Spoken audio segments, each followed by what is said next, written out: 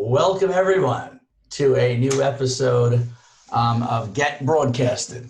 Today we're here with Yonah Weiss, and we're really excited to have him. This is an episode to do with how his service could help you, but perhaps more precisely how he effectively applies his business development skill set to navigate LinkedIn and other sources to help his company grow.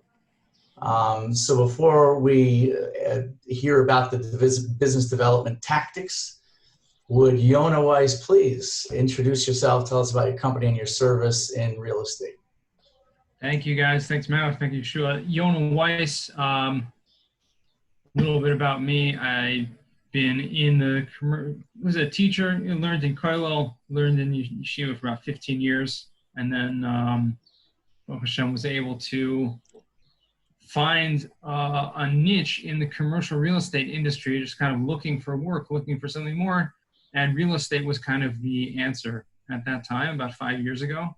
And specifically, I work now with a company, Madison Commercial Real Estate, based in Lakewood, New Jersey. We're one of the #1 commercial real estate servicing companies in the country, doing a lot of different services, title, 1031 exchanges, a lot of different things. What I do specifically is something called cost segregation, which is a tax-related service helping commercial real estate property owners or investors save tremendous amounts of income tax. Is this an accounting firm? Are you acting as accountants, or it's an additional service above and beyond someone who already hired an accounting firm? It's an additional service above and beyond. This is something that accountants can't do. It's engineering based. What we do is create a depreciation schedule based on the engineering of the building. So in effect, we are like adding tremendous value to the accountants because it's something they couldn't do, and allowing them to help their clients save, in many cases, tens of thousands, hundreds of thousands, millions of dollars in income tax. Wow, that's amazing. Well, number one, that's great to know for all of our viewers in real estate. So now,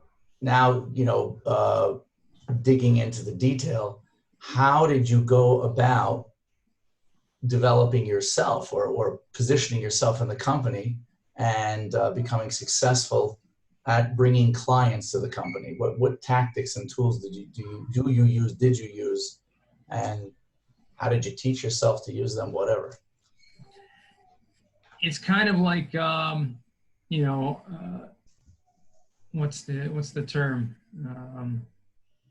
I forget what it's called. Anyways, it was just for a lack of better words, when you're searching for new business, when you're searching for new clients, you just kind of try out different things. You try out, maybe I'm going to look in the phone book, maybe I'm going to ask friends and family, I'm going to, go to here, search the web, and you just kind of find out. I stumbled upon this platform called LinkedIn, which is a business social media platform. And I had about 10 years ago or 15 years, whatever, like open an account where you put your resume up, you try to find a job. And it was like really kind of boring type of platform. It was like, okay, you see people posting about jobs. Now, about 2-3 years ago, all that changed. Microsoft acquired LinkedIn, and it started to become more of a social media content sharing, networking type of platform, where instead of just people trying to find a job and posting their resume, and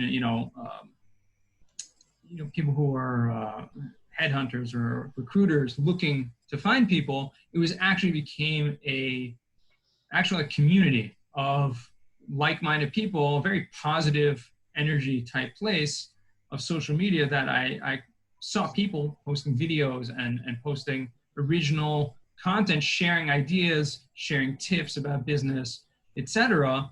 So I figured, hey, I can share some of my own ideas through this platform.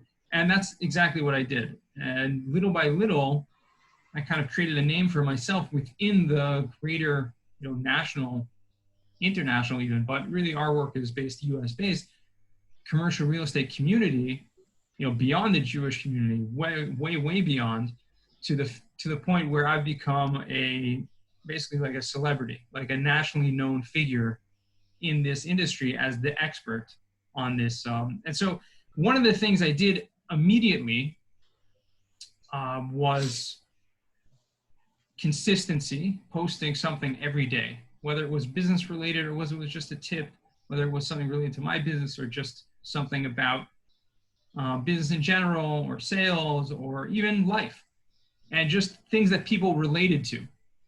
Okay, when that happens, you kind of create people follow you and they like what you're talking about. Everyone has a story, okay, and everyone has something they can share to inspire other people. And there are people, hundreds, thousands, millions of people out there in the world who are just looking for inspiration, and they're looking for, to learn. And so not just are you learning, but if you have something to share, to teach, people appreciate that. And so very early on, I positioned myself as an expert in my specific niche, okay? And everyone has a niche. Doesn't matter what you do. If you don't have a niche, you should find one, okay? Because the world is so vast, and you can specialize in one little thing and then kind of position yourself as an expert in that thing. Doesn't matter if you sell, embroidered carpets or whatever it is, or, you're, let's say you're a psychologist or something, but you have something very specific that you can help people with, if you can position yourself as the expert in that. This is called branding, okay? So branding is when someone relates you and your name with what you do. Okay, so everyone knows, you think of a soft drink, right? Or a beverage or something like that. Like immediately in your mind comes whatever it is that's in your mind, because you see it all the time, whether it's Pepsi or whether it's, I don't know, Sprite, whatever. Coke. Exactly. But when someone says name a soft drink, right? Immediately something comes in your mind. Why? Because that brand has been put in front of you in many, many, many different times and places, that it just becomes synonymous in your mind. So too with who you are, what you're doing. When you're trying to sell yourself, when you're trying to sell a product or a service, you want to position yourself as that expert. So when people see or think of that thing, they will actually think of you. Okay, and that's exactly what I did, and how LinkedIn is the perfect platform to do that. I have a question on that. Did you have one? I think, Cutler, you were about to speak, Mr. Yeshua. Yeah, I was going to say the problem I have whenever I attempt to do this, and I've seen it work, and everybody tells me the same thing, and I've actually given this advice to other people who have worked for them. But whenever it comes to me and I try to do it myself, there's a certain block where I'm just like it. Meaning, as soon as I'm sitting down and I'm trying to say, what should I write? Like at that point, you're just like, okay, this is ridiculous. I'm just going to make something up now just so everybody can hear what I have to say. It's not, that's not value. So how do you do it in a natural way where you're giving, and obviously you are trying to get out there. You're not being, decisive. You're not trying to deceive people. You're just trying to get out there. So how do you do it in a natural way where you're sharing? And number one, do you plan a week in advance? Hey, what am I gonna drop this week on a daily basis? Is it part of a strategy, or is it just come up and Right. So for everyone, it's going to be different, and it's a great question, but it's something that everyone has a challenge with. What am I going to talk about? They say content is king, because if you have something to share, people will jump on it, and especially if it's new. There's this desire to have something new, right? Something you've never seen before, something you've never heard before. It's like, wow, that interests me because it's something new, something different. So yeah, it is challenging coming up with kind of new material. You can definitely plan it out. And even before you get to that, just jumping in, just doing it, no matter if it's good, if it's not good, just practicing. And that's really how I got good at it, was just literally practicing. I took a challenge, a 30-day challenge, and everyone knows, if you do something for 30 days,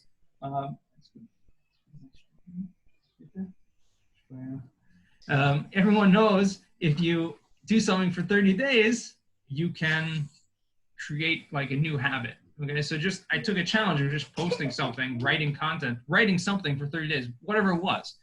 Obviously it wasn't 30 days in a row. I didn't write it on Erev Shabbos, on Shabbos, but it was basically consistent enough that it helped to build that, to get in that kind of flow and just kind of get things going until, maybe I have more of a creative side to me, creative writing side to me than others, but still, nevertheless, everyone has something to share, and it's just a matter of consistency, number one, and just practice in doing it. Creating a schedule of content and kind of planning it out is something that I do occasionally. Like I'll write down in a Google Doc like different ideas, and then I'll pre-write a post, and then I'll post about it.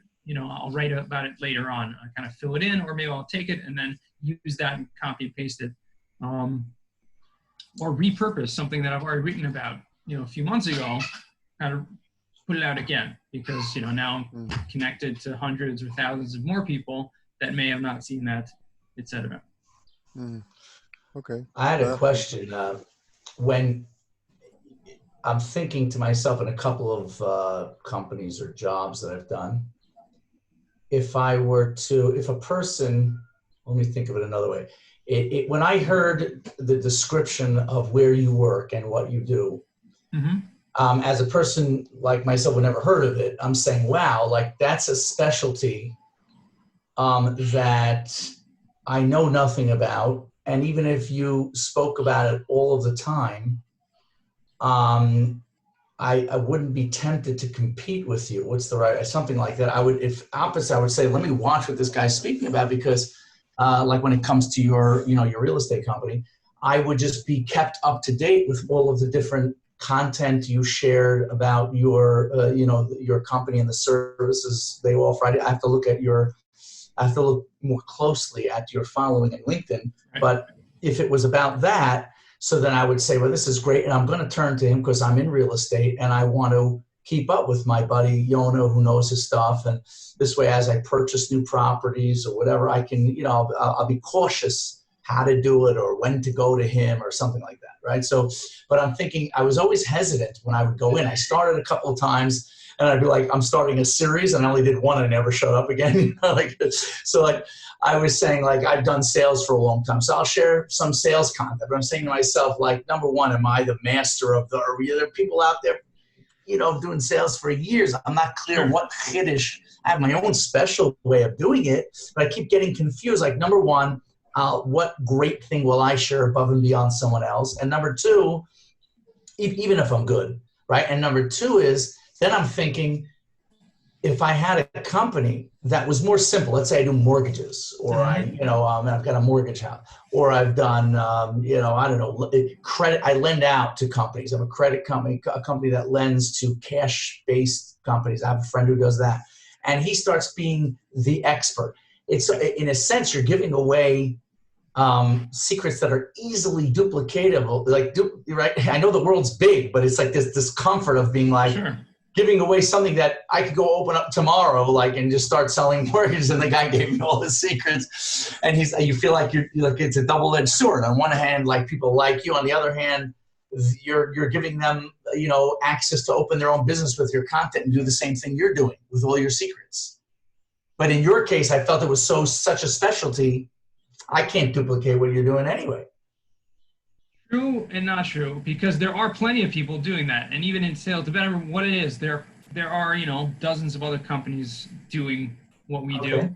But I feel like sharing content when you're doing it, and one of the main points in sales, and I truly believe this, is that sales is much more about relationships than just a product or a service, because people want to do business with who they know, like, and trust. Okay, so first step is for people to know you. Okay, if they don't see you, they don't know you. If they don't see what you're doing, or first step. So just creating the content, you have to get people to know you. Then if they like your stuff, they'll come to like you. So sharing that content is really the way that you can go about doing that. Even if you don't think about, like, oh, you're the expert and there's so many other people. Of course there are. But you are you, and people are gonna like you, gonna gravitate to you. Some people will. It's true, there's always the chance that someone may steal your your ideas. Happens all the time, right? I've had people literally copy and paste what I've done. And okay, that happens. There's nothing you can do about that. Right. I think the benefit far outweighs, what chance is that someone's going to steal from that always happens. And you just have to ignore that. You can't be worried about that, because that will just kind of inhibit you from doing what can actually benefit Getting you. out there. Yeah. Exactly. Are there any tactics you would say in terms of, I mean, anybody can post, but you need to have a network in order for people to see it, right? It's not just like, meaning similar, like there's a feed, right? There's my home tab, and on my home tab, it's basically people that I'm connected with. So are there any tactics of, I mean, obviously there's one thing of just going out and, connecting with every single person on LinkedIn. But if you want people to see, you want the people that you are looking to connect with see your content. So like, what's the approach for that?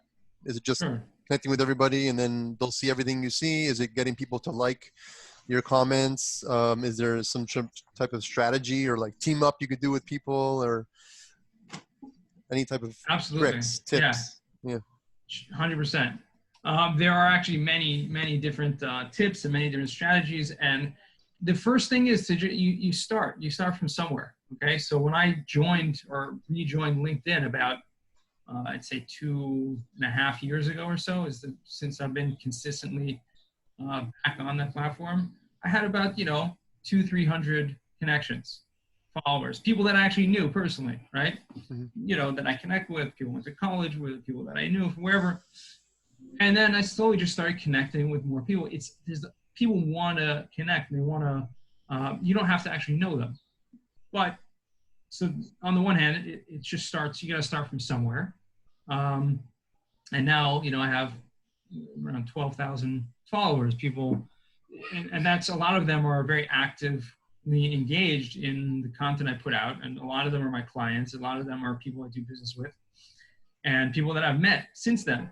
Now, there are many strategies in doing it, but again, you just got to start somewhere. You got to start with what you have and build. One of the biggest strategies is actually taking the time. It doesn't have to be a tremendous amount of time, because how much time can you actually invest in something? It's an investment, and it's a long-term investment. It's not going to happen overnight, right? You're not going to see results necessarily overnight or even within the first month, but you do it for a month or two or consistently, people start to know you. But the one thing you have to do is to, again, kind of reciprocate and look at what other people are doing.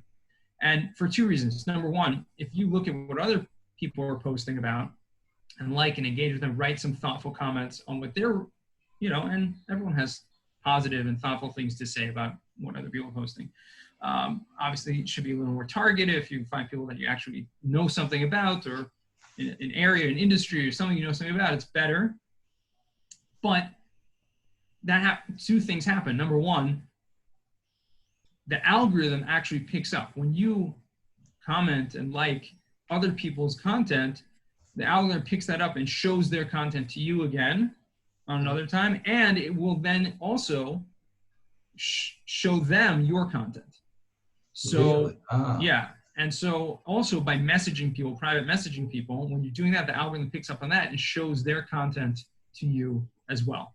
So the engagement and actually involvement, that's why it's called like social media. There's actually a social kind of involvement there. So the more you can do that, the more it actually helps you, that people will see your stuff, and it kind of grows, little by little from there. There are definitely tons of tricks, to kind of get around it.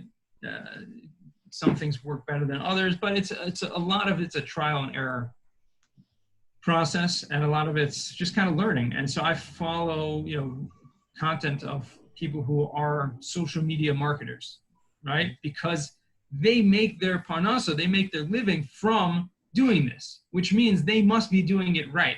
They must have real good strategies of how to do it, how to use the platform, how to use different social media in the right way that's creating results. Otherwise they wouldn't do it, because by definition, right, what they're doing is their work. Okay. So for me, that's what I do. I have a few people, and I try to find more that are good, and I notice they're good, and so I just take some of the strategies, kind of follow and replicate things that they're doing, and just do it in my own tweak, my own personal kind of. What, guys on LinkedIn? You're saying? Yeah. Mm-hmm. Social media marketers on LinkedIn. Yeah. And exactly. you're saying logically that if they're social media managers or experts or whatever they are in their career, they're great at LinkedIn because that's what they do for a living. Well, you can see, like, they have you results. See that they're they actually wouldn't be exactly. They wouldn't be doing what they're doing if they're not getting results from it. So by definition, watch what they're doing and kind of replicate that, and then you can come up with your own way of doing that. Just give you an example. There's a guy from Crown Heights, a guy, Joe Apfelbaum. He's a social media marketer, famous guy, right? He posts a lot of content all over the place, and really smart and in business, and really smart in social media. I see what he does, and some things that he does, I like to kind of replicate and take as my own, kind of give my own twist to it. But I see what he's doing, and it's helping. Like, he'll write, like, hey, write a comment down below, or like this post and write a comment if you, whatever, X, Y, Z. And so I learned that, wow, because actually every action that happens on a post tells the algorithm to actually push it out further to more people. So therefore, what he's doing is engaging people in his audience to help his post go further out. Right. To more people. Farther So just reach. So little things like that, you kind of pick up along the way. Yeah, I will mention there was something that I also gained from, first of all, the value that people do offer. Sometimes, and I've used it personally. I was updating my site, and we use the words skyrocket your business. Mm-hmm. And there was a post by somebody I actually spoken before, a content marketing guy, and he wrote, marketing people have it all wrong these days. They're not living with the times. They think that you can still use these words. They don't understand that people are not in that stage right now of skyrocketing their business. They're right now thinking about saving money. They're right now thinking about how to save my business, so that actually, like, I took that and I actually went on my website and changed the words from skyrocket to, reduce and, increase efficiency and save money, so you find a lot of people out there that give off really, valuable content that you can use for yourself. So I guess what you're saying is to be able to give that same type of, let somebody else say the same thing about you with the content that you provide. Exactly. And I'll add to that, which is really what it's all about. Like, when and we know this from Torah and from Yiddishkeit, but the more you give, right, the more you get. Whether, obviously, even if you're doing it totally lishma, it comes back around. If your focus is in giving and helping other people and providing value, providing content, running ideas, or whatever it is, you're gonna get back, like, tremendously amount more. And I've seen this, and I live by this principle, and I live very much, obviously in this aspect as well. I see it daily. Like, the more you give, the more you help others, it just comes back much more. So that's another great way of looking at it. Do you focus your just about you yourself, but did you sort of coin yourself as the expert in business development management, or is it an expert in real estate, your service, whatever the name of that exact service is? Yeah, so very specifically in my specific service, cost segregation. So I'm like the cost segregation expert. Okay. So most people, and like yourself, like they'll look at that and they won't even know what that is, right? They won't even know what it is. But little by little, if I share about it and tell about it, people like get it. Okay, it's something to do with real estate, something to do with taxes, right? Maybe. And then but those people who are in real estate, they'll hear about it. But the point again is just about branding. So the people who are in real estate who do know what it is, they'll immediately see it, make the connection. Like, oh, hey, I need that. This is the expert, so I may as well get in. And the people who don't know about it, Right? I have no idea what it is that you do, right? But just relate the name to your name. So Malik Wask, like, what do you do? Like, I don't even know, right? But if you would to tell me like one thing, and I saw that every day or like every week, the same thing. So as soon as I heard, hey, do you know someone who's a product developer or whatever? So, oh yeah, Malik Wask. It's just, Right. and people make those connections, and so then You would get much referrals. rather, exactly, and you would much rather hire someone who came from a referral from someone that you know than just opening up Google and trying to find someone. So you ask your friend, hey, do you know anyone who does website development? And they're like, yeah, my friend here. I don't know anyone, but if I want to ask some friends, they'll tell me their people, and they may not even have used the person, but they make that connection through that branding. Wow, that's great. It's incredible. Yeah, it's amazing stuff. It really is. You share, when you're sharing content on LinkedIn, is it mostly written, or are you throwing on videos like this? You're speaking to people, or it's just mostly written content? For me personally, I do mostly written content. I just find that works better. I'd say I put maybe like 10% video, which I only started about a year ago doing that. But it helps, especially if there's subtitles, because 80% of people watch videos with the sound off on social media. So it's important. If you are going to make a video, make sure to get captions, which is very easy to do. But yeah, written content for this platform is the way to go. Obviously, there are other platforms I don't really use so much, like Instagram or whatever, but it's all picture related and stuff that has a different feel. But yeah, written content is the way to go. Okay, that's great. I mean, out of this so far, I don't know how you feel, Yeshua, but my personal, like what resonated with me a lot here today, especially like just being in sales, and I see that you speak the same, similar language.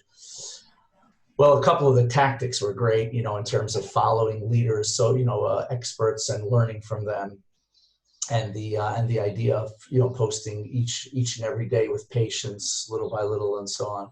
But I think that what just struck me, and I really never, I don't know why I didn't think of it, even though it's a very integral part of sales, was that the most positive thing is you've built up, not necessarily expert part I'm talking about, but you've built up, you've portrayed yourself as a human being that others can relate to in your industry. And as you correctly, in my opinion, stated, that you are building trust and developing a relationship as a real person who is someone that people feel comfortable speaking to. It builds a bit of trust, because I see, excuse me one second, I don't want this, I'll just hang that. Okay, so it builds a trust, because also, when human beings speak and you're doing it for a long period of time, naturally someone starts almost even believing that you're an honest person, you're a good person, you're a knowledgeable person. They don't know you yet, and of course I know it's true, and they know the truth, but they don't know you yet. And it's a natural tendency of people that when they hear you speak enough and you use enough words and thoughts, they say, oh, this guy's a normal guy. Like, I know those things, and I've heard of that, and it makes you human to them. And it builds this human relationship that quickly bypasses like the cold call, and now you're like way past one step in terms of developing trust among people and a relationship. So I always looked at it, despite my experience in sales, as how am I going to build myself as an expert? I mean, I don't care if I did great, so amazing. Am I going to be the teacher of worldwide LinkedIn for all people who have done sales?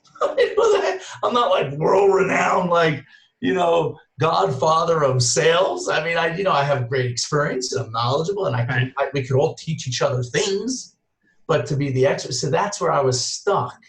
And I learned something tremendous today personally. That was really amazing. A really amazing thought. And I'll just add to that one point, and I think you hit the nail on the head. It's just about like building those relationships. But you said it in a way that I often say it as well, is that it's just getting past the cold call, right? It's the perfect platform it's warm relationships. Literally, you're just creating, changing the, from cold calling to warm calling. Basically, when you create that, people know who you are.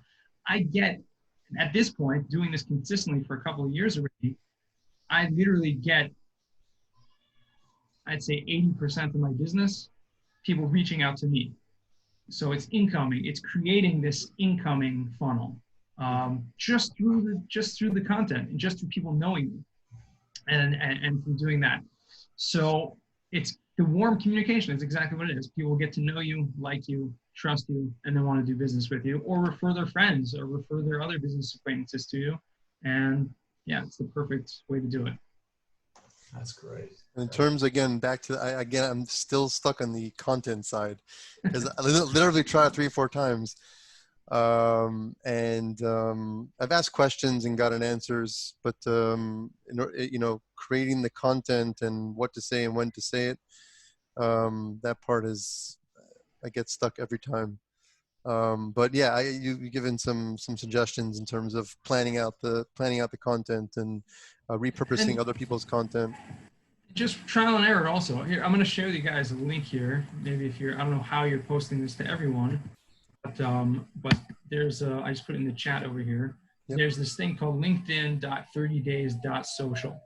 Okay, this was a platform that a guy from Baltimore, Ellie Hoffberg, he's a social media marketer. He created this platform as a 30-day challenge.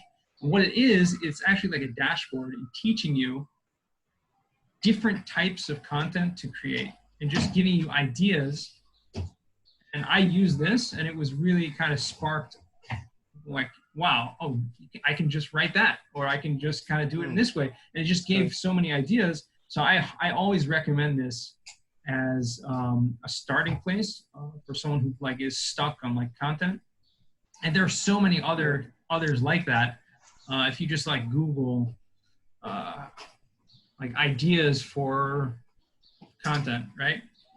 And then you take whatever it is that you do, and then just put in your exactly, and just like it's a story. And the best is storytelling, okay?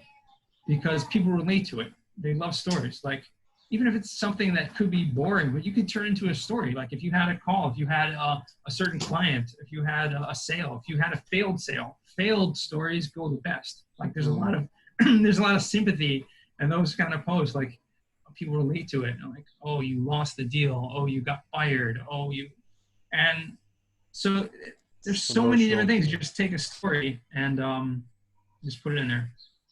Wow, that's great. Okay, I think that helped a lot. That one helped a lot, yeah, for sure. I'm clicking that link. All right, great. I had one more question. Just I saw you do a lot of podcasts. So first of all, podcasts are usually voice only or video as well? Mostly voice only. There are many of them that are video also, like people post it to YouTube and stuff like that, or whatever other channels they have. But mostly podcasting is just, there are all these platforms that just post it.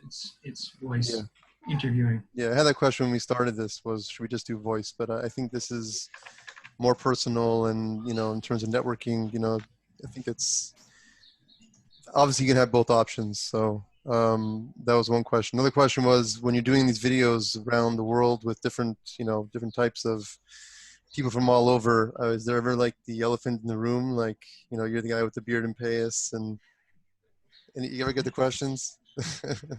Only once. Literally, only once. So everybody's thought about it, but only one person actually asked it. Come on. I don't know if people think, but you believe it or not, like people are, and I'll tell you the one time it was a guy from Germany, okay? Mm-hmm.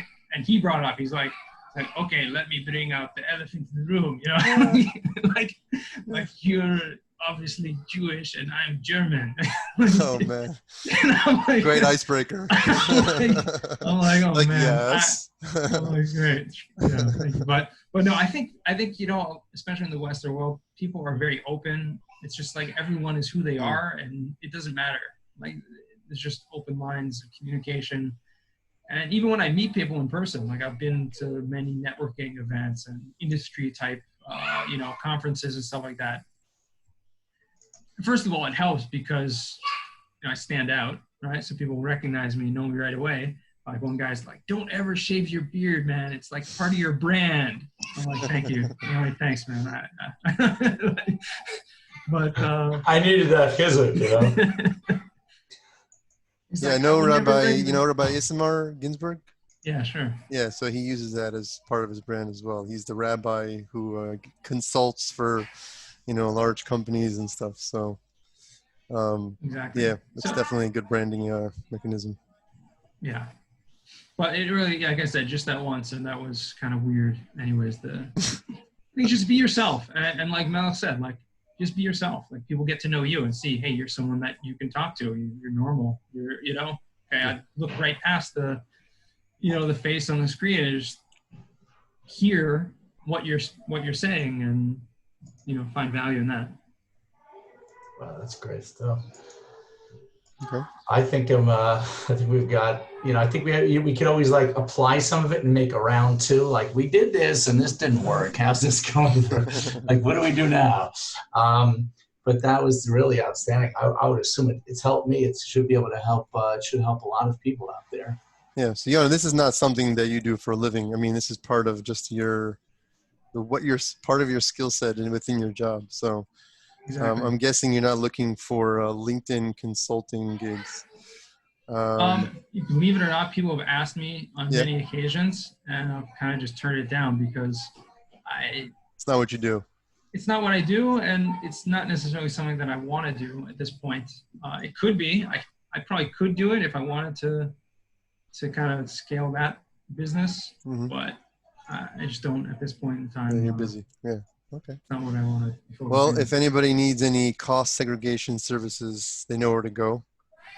Yeah, and I'm always happy to help though. Like if people have questions about LinkedIn, especially, I'm always happy to help and to share, ideas and thoughts and advice. So if anyone listening to this wants to, please feel free to reach out. Okay, and I'm guessing the best way to reach you is on LinkedIn. That's probably. You're not hiding. Exactly. Okay, great. Melech, you had any? I think that's it. It was great speaking to you, and I guess we look forward to speaking to you again when the time is right. We'll see how we'll pull up. We'll have other speakers on here. We'll reach out to people, and as we get remarks, on your video and on this interview, and things that Yoshua and I try, then maybe we can get like a deeper version if you're up to it when the time is right. Not that I can even think of a deeper version, but things arise once you experience them on your own. And then like we could ask more questions or show examples or whatnot. We'll see if that's valuable. But for now, I think we had a great meeting and we wish you all the best of luck. Hatzlacha Rabba in everything you do. And so thanks for joining us. Continue. Thanks, sure. You should have a lot of hatzlacha, and happy to do this again. Thank you so much. Thanks. Have a great day. Thank you for your time. Yeah, be well. We shall see each other soon again. Amen. Every other person that we don't see anymore. Yeah. Okay. Take care, Yonah. Thank you so much for your time. Okay.